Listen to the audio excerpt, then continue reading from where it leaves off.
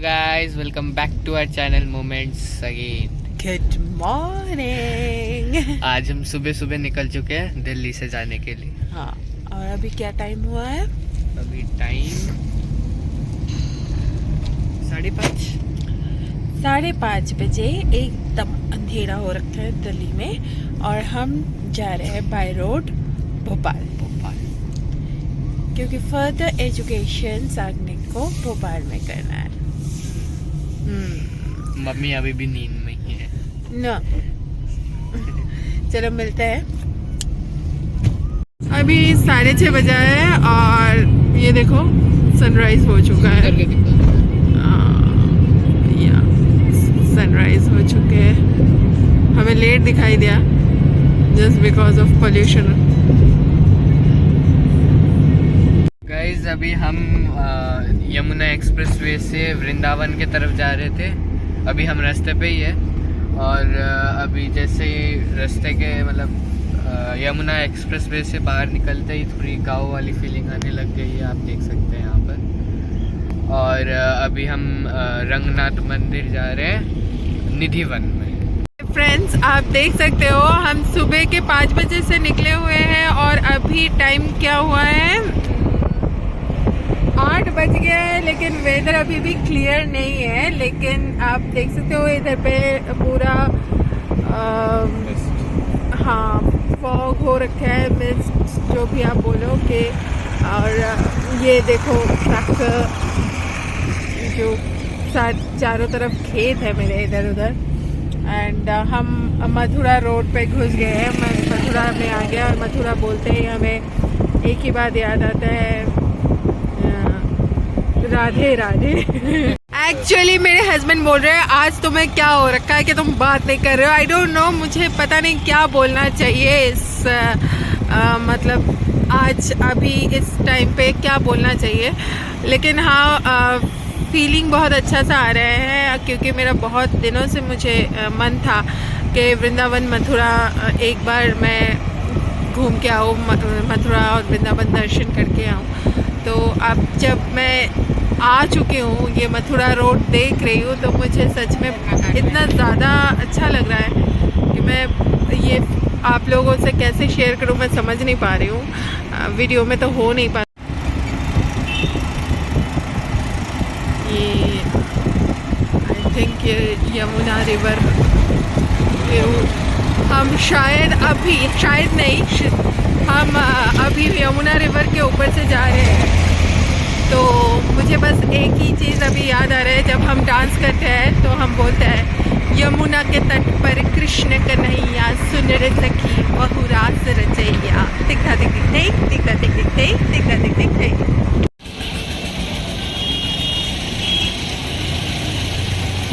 तो हम मथुरा शहर वृंदावन में आ गए हैं। लाल की जय। वृंदावन नाम, वृंदा नाम तुलसी, पवन माने जंगल, तो गांव का नाम पड़ गया वृंदावन धाम। इसी को वृंदावन धाम बोलते हैं। इसी स्थान को 3 नाम से जानते हैं, निधिवन, मधुवन और प्रेम का वन। यहाँ भगवान कन्हैया आज ही महाराज करने को आते हैं। इन पेड़ों को जो देख रहे हैं 16,108 पेड़ है, वो सारी कृष्ण की गोपी हैं। बोलो कृष्ण कन्हैया लाल की जय। ताली बजा के असलो ने कहा हाँ हाँ, हंसना जरूर है। जितना ठाकुर जी को आप हंसाओगे उतना प्रभु आपको हंसाएंगे। कहते हैं नंद घर आनंद भय जय कन्हैया लाल की। और राधे राधे राधे राधे। चलते रहिए, राधे राधे। बादुरा से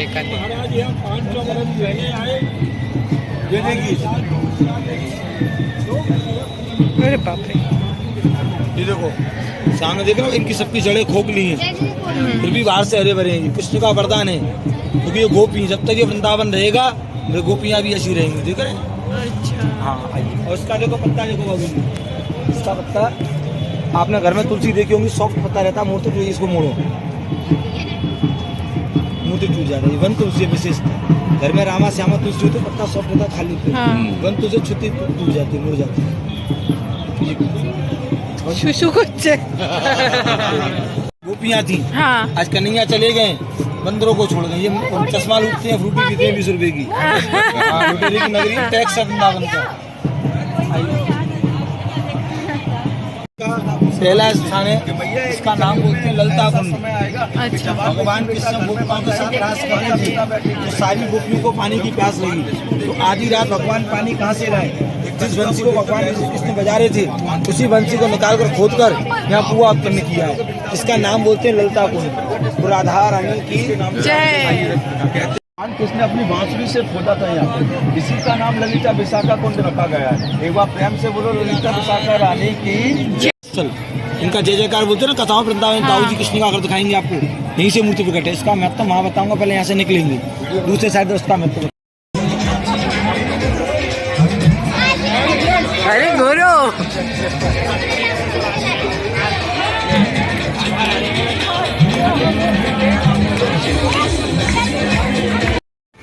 वृंदावन आए तो लस्सी नहीं पिए तो क्या पिए? इधर का लस्सी पक्का ट्राई करना, बहुत ही अमेजिंग है। बस राधे राधे बोलो और लस्सी पियो और हंसो और हंसो।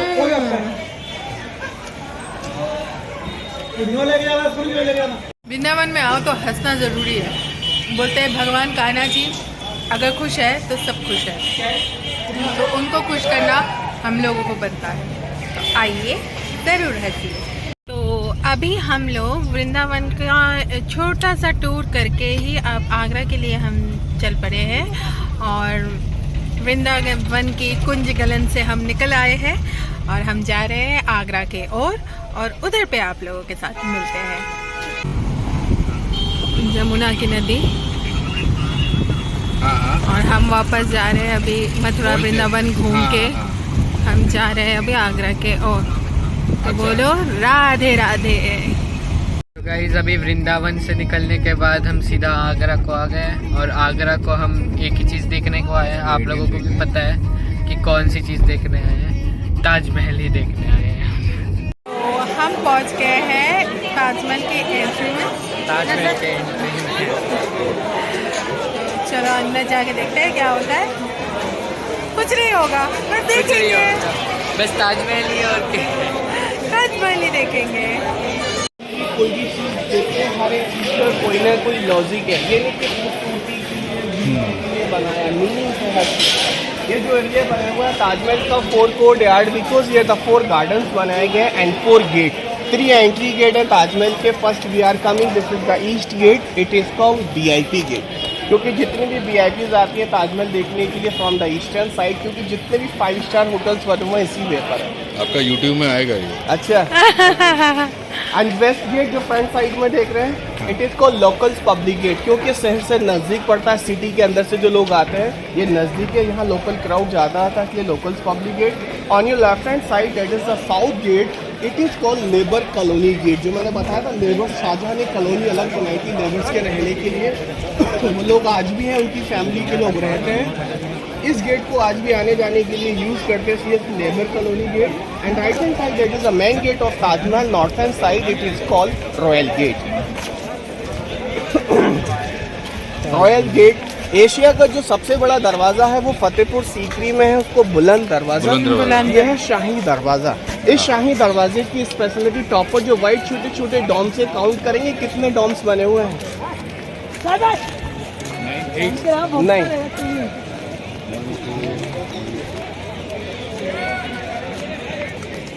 अच्छा, बड़े वाले भी नहीं, बड़े just only middle small Dom.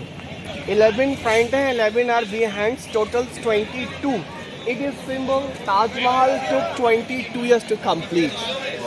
Yes, क्योंकि 400 साल पहले कोई कैलकुलेट सिस्टम नहीं होता था, वो एक साल में डॉम्स को तैयार करते थे सिर्फ मेमोरी के लिए, इसलिए 22 डॉम्स बनाए।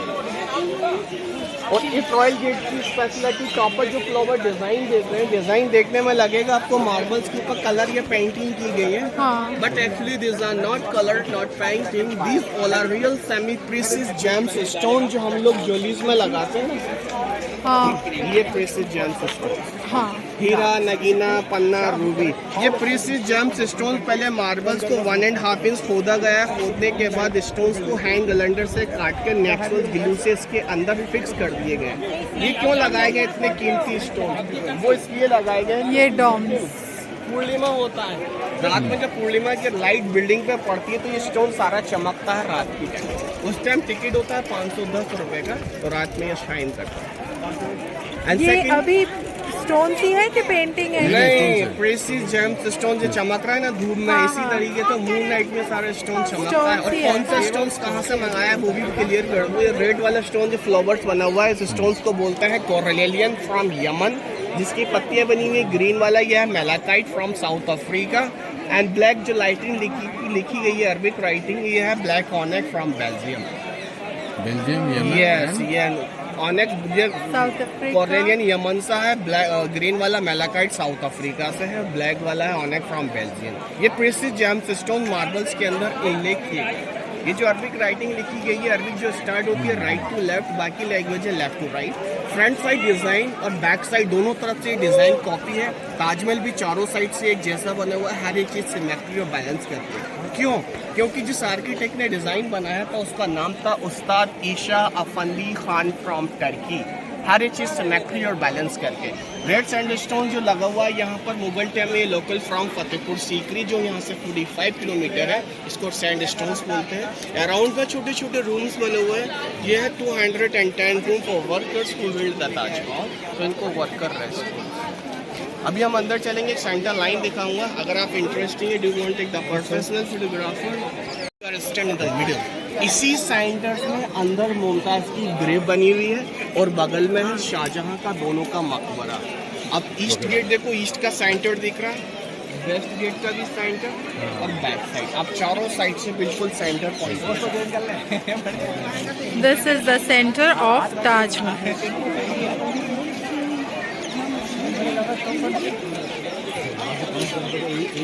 हाँ, वो साइड से ना 11। यही मतलब 11 है इसका। कुछ पेड़ हैं जैसे कि ये है, 31 में स्टार्ट और कंप्लीट 1663। ये जो पेड़ है ये 300 साढ़े 300 साल पुराना है। एज पर देमा जाएगा और look like a small illusion. अब जैसे जैसे come floor become Taj Mahal moving with you look like a small, और वहाँ से आप वापस आएंगे देखोगे वापस से ताजमहल दूर होता है। पास जाने से ताजमहल दूर होगा, कोई भी बिल्डिंग पास जाने से बड़ी दिखती है लेकिन ताजमहल छोटा दिखेगा। अब देखते हुए आगे चले, फोकस करते हुए ऐसा लगेगा आप ताजमहल के साथ साथ चल रहे हैं, ताजमहल आपके साथ साथ मूव कर रहे हैं। Look like a small. And second, जो ब्लैक कलर की राइटिंग की गई है बॉर्डर्स, इसमें भी एक इल्यूजन छिपा हुआ है। ये राइटिंग आपको नीचे से ऊपर तक बराबर दिख रहा है ना, हाँ। लेकिन ये बराबर नहीं है। ये राइटिंग का साइज नीचे से छोटा है, ऊपर देखते जाएंगे धीरे धीरे बड़ा होता जाएगा, इसलिए देखने में बराबर लग रहा है। बराबर लग रहा है इसे। अगर वो लोग नीचे से ऊपर तक बराबर करते ना तो ऐसे लगता है, ऊपर जाके छोटा हो जाता, उसको आप पढ़ नहीं सकते, तो इसलिए उन्होंने नीचे छोटा और ऊपर बड़ा। साइंस। ये है ऑप्टिकल। क्या लिखा हुआ है इसमें? ये सारी कुरान की आयतें लिखी गई हैं। कुरान के मेन चैप्टर जो सेलेक्टेड चैप्टर है वो ये लिए गए।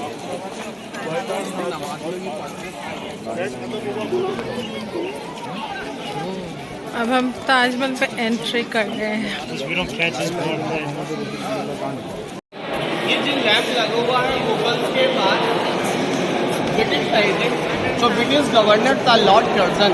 लॉर्ड कर्जन ने 1906 में ये लैम्प गिफ्ट किया था, बट दैट टाइम ये लैम्प पूरा मेड ऑफ गोल्ड। जब ब्रिटिश टाइम से वापस गए तो जितनी चीज़ें थी ताजमहल के अंदर वो गोल्ड की निकाली गई। इंडियन गवर्नमेंट ने बाद में ये कॉपर का लगा, अभी ये कॉपर है, उस टाइम ये पूरा सोने का ब्रिटिश लॉर्ड कर्जन ने गिफ्ट किया था। It was of gold, now it is of copper. Work देख रहे हैं, इसको कार्विंग डिजाइन बोलते हैं। सिंगल पीसेस में बनाया गया है। उस टाइम क्या करते थे, आयरन चीजर होता था, लोहे की चीजर, उस पर ड्राइंग करते थे पहले इस तरीके से फ्लावर्स बना के, और फिर उसको चीज़ें से काट के इस डिज़ाइन को निकालते थे। तो ये कार्विंग डिज़ाइन है, सिंगल पीसेस के अंदर है, देखने में लगता है अलग से जॉइंट किए हुआ है।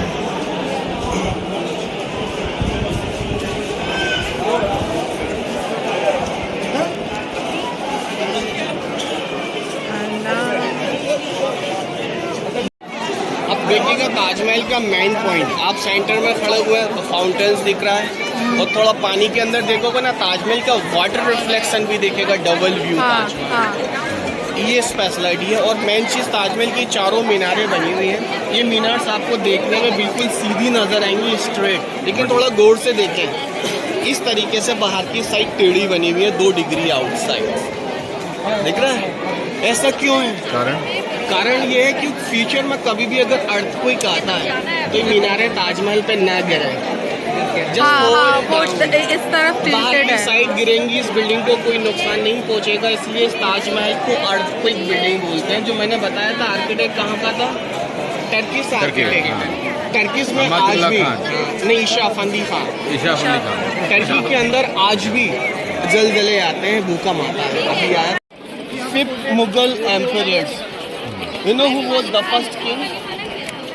Babar. Right. First Mughal emperors were Babur and second Babur's son. Humayun. Humayun's son.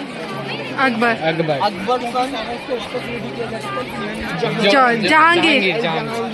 Shahjahan, the 5th Mughal emperor. Actually जो चलिए real तो शिकी- शाहजहां का होता है खुर्रम। खुर्रम मीन्स होता है जोइस।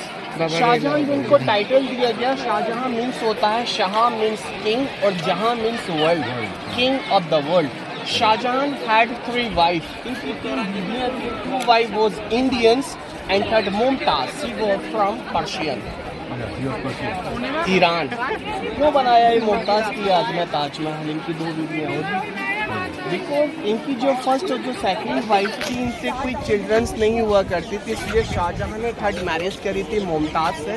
तो मुमताज से कितनी चिल्ड्रंस हुई?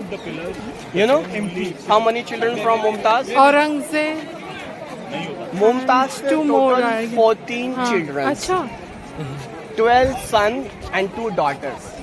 But 8 son death on delivery point, so 4 son and 2 daughters alive.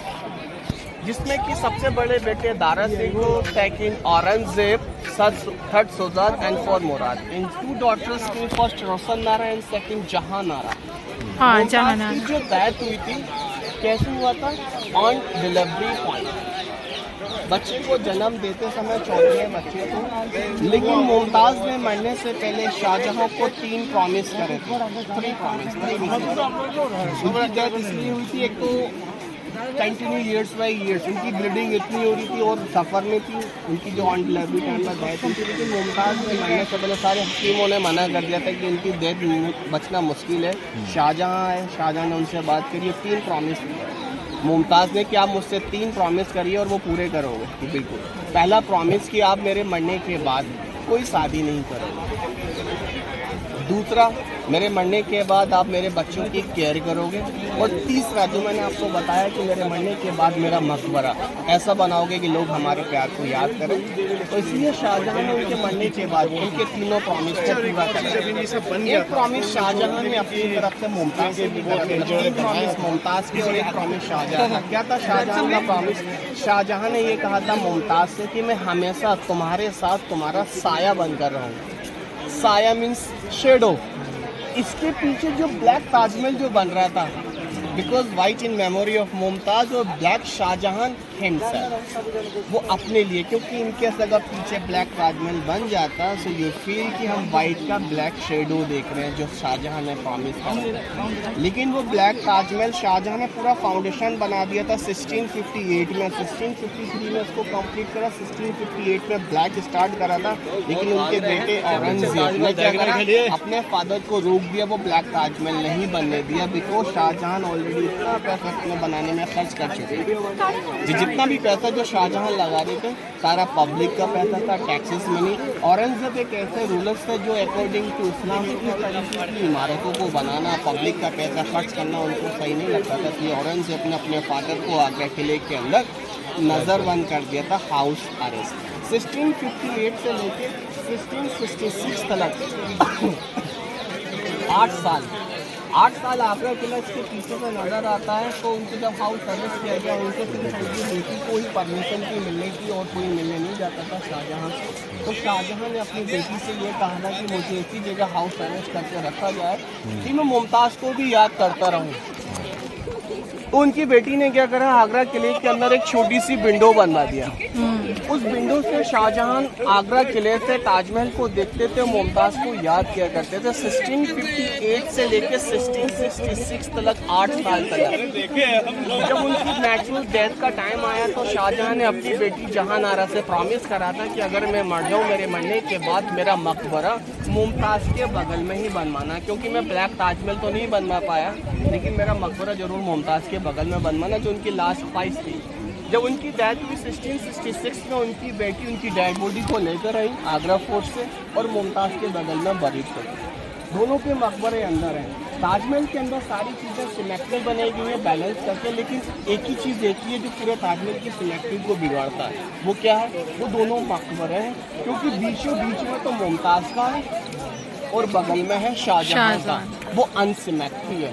क्यों है अनसिमेट्री? क्योंकि शाहजहां का प्लान पहले से ही नहीं था कि अपना मकबरा यहाँ बनाने का, तो पहले से ही प्लान करके चलते थे, तो दोनों बीच में बनाते। तो शाहजहां का प्लान तो बाद में बनाया था, इसलिए ताजमहल के अंदर जो है वो अनसिमेट्री है।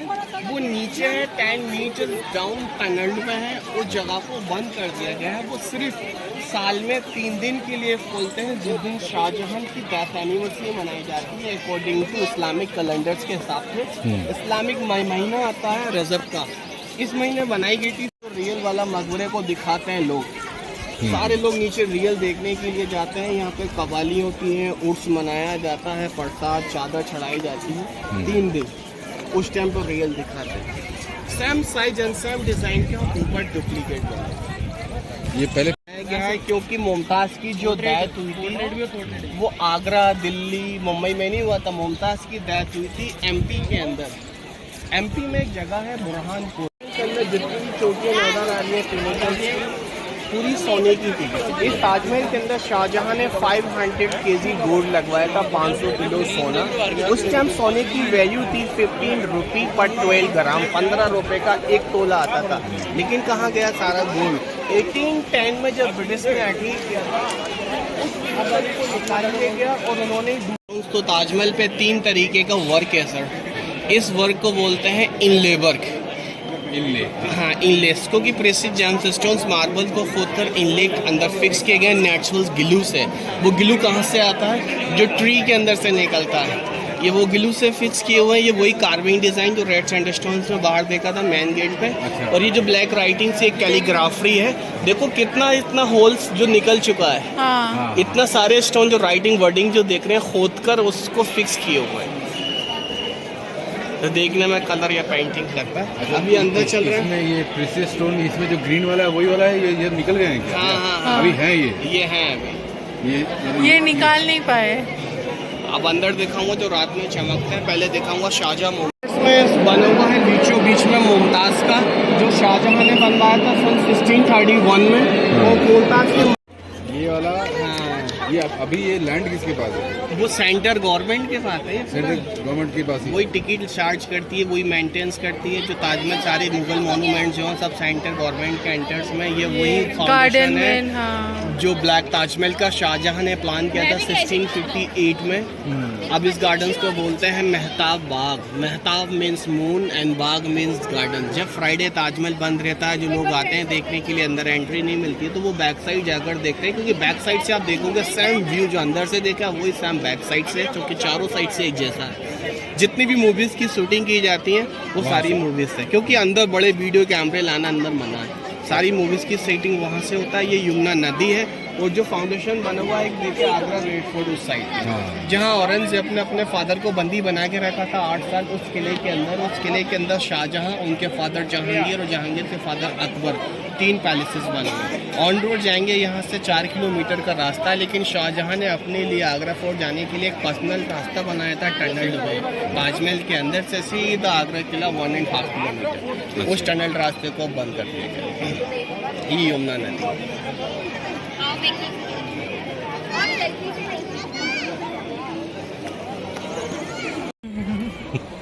फाउंटेन्स जो गार्डन्स दिए हुए हैं, टोटल फाउंटेन्स हैं 53 फाउंटेन्स। Sistine Gardens है, 8 gardens है लेफ्ट हैंड एंड 8 gardens है right hand. Sistine Gardens and 53 fountains, क्योंकि ताजमहल 1653 में कंप्लीट किया गया था. तो Sistine Gardens and 53 fountains. 22 years लगे थे, तो 22 डोम्स जो मेन डोम ये बीच का जो डोम 22.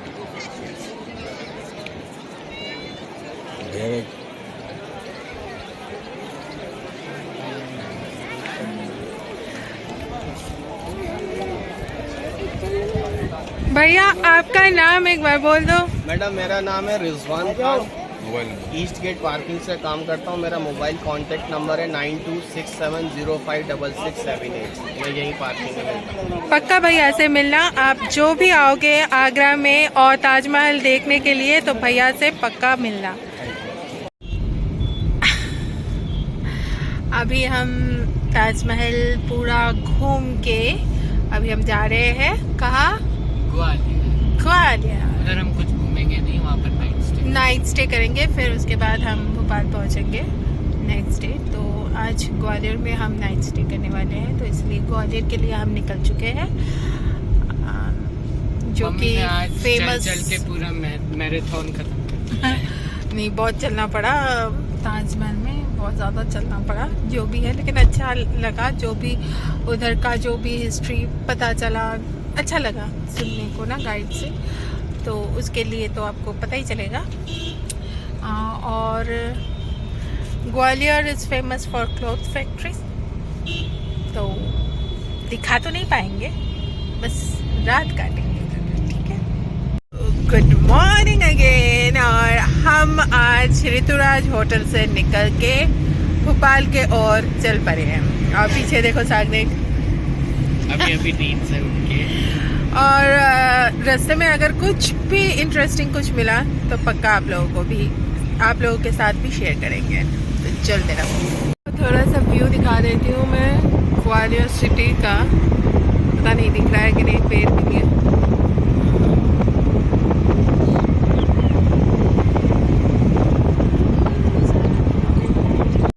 ये देखिए.